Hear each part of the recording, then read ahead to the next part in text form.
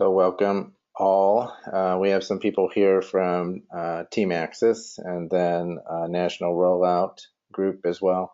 So the purpose of this call today, or this webinar today, is to go through the instruction uh, manuals that we've prepared for the installation, kind of get you prepped for what to expect when you enter the store, how to communicate with the store, and then try to give you as much information as possible.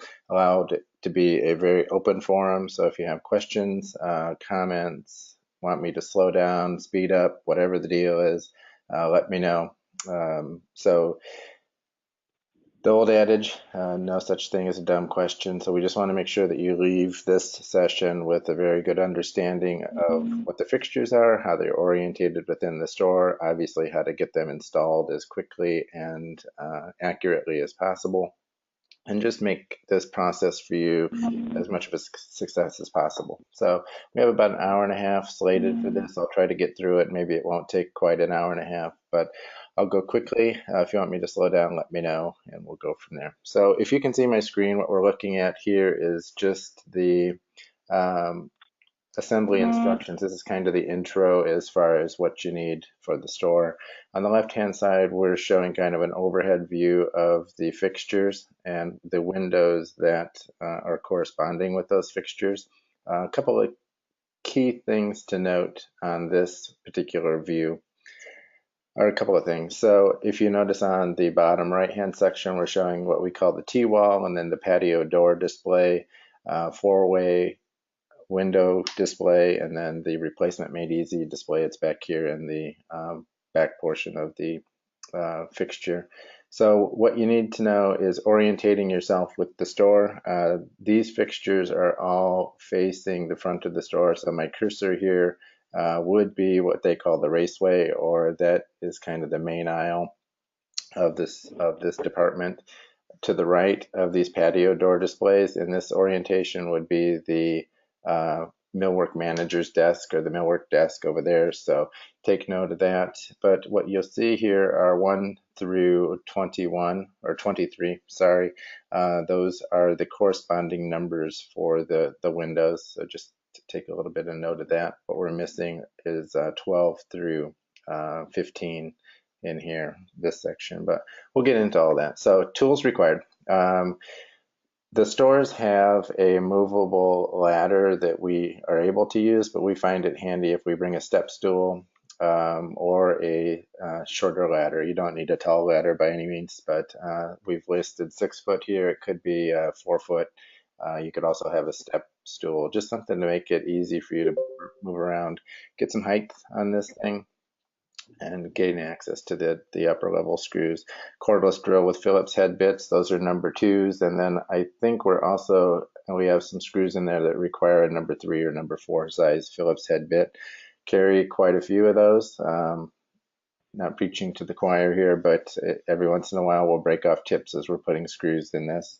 Sharp utility knife, Phillips head screwdriver, and so we would want a longer screwdriver and a stubby screwdriver for a few applications.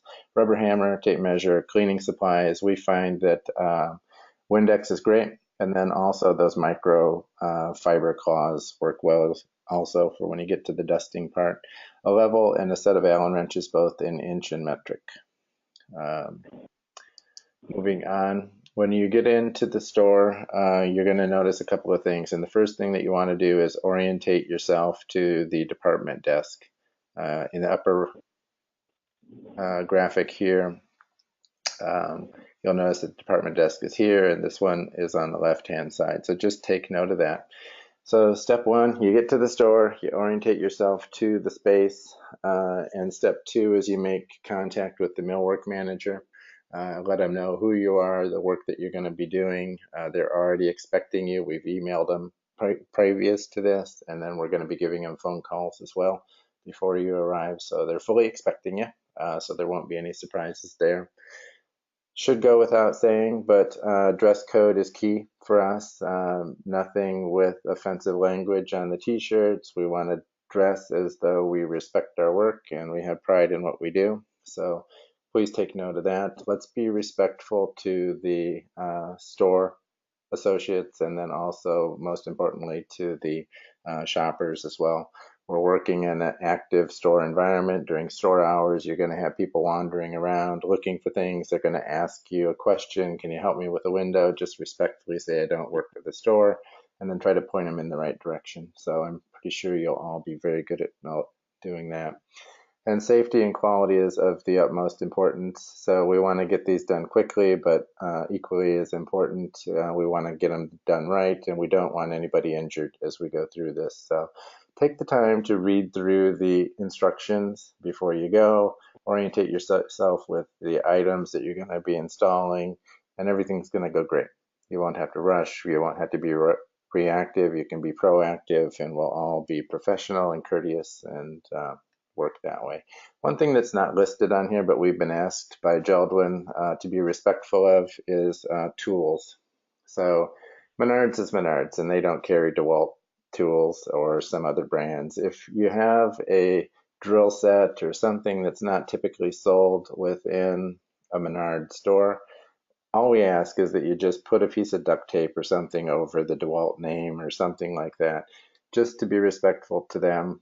We haven't run across it in the past or during these last sets, but we've been told by Jeld that sometimes a manager might get something in his shorts and say, hey, we don't sell those drills here. Could you put it away? We're not going to argue with them.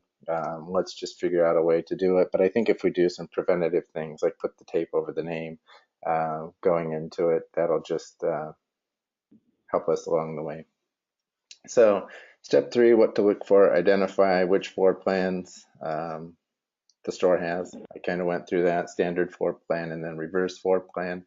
This is really just going to tell you how to orientate the fixtures within their spaces. So you can see where the patio wall section is. Where you see the T-wall where my pointer is here, that would be the front of the store, so it's pointing towards the front of the store. A couple of things to note, and I'll repeat this 10,000 times as we go throughout this. The wood patio door is always facing, or always in the direction, not facing, but it's more towards the front of the store than it is the back of the store. The vinyl window, or the vinyl patio door, is towards the back of the store. And then another thing to note is this window display that's sitting on the back right here. That again is towards the front of the store. And then we put the ordering made easier, replacing the easy 3-section display back here. A couple of things to note also. We've added some red lines in here. Those red lines indicate which side of the fixture the interior of the window is facing. So this is very important. We've already had to go back into some stores and turn windows around. So take note of this when you're installing the windows. Just take your time, orientate yourself with the space, orientate yourself with the side of the window that you're installing, and let's make sure that we get it correct right out of the gate.